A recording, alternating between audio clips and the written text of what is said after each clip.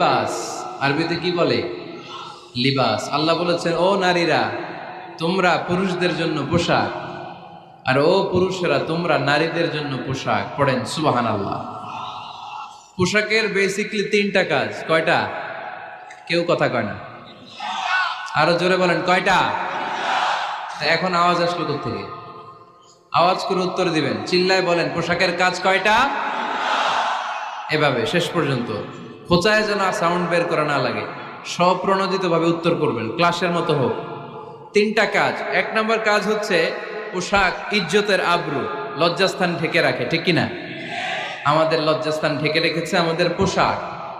ঠিক তেমনি স্বামী তার স্ত্রীর ইজ্জত হেফাজত করে, স্ত্রী তার স্বামীর ইজ্জত হেফাজত করে, স্বামী তার স্ত্রীর চরিত্র হেফাজত করে, আর স্ত্রী তার স্বামীর চরিত্র হেফাজত করে। এজন্য আল্লাহ একে অপরের উদাহরণ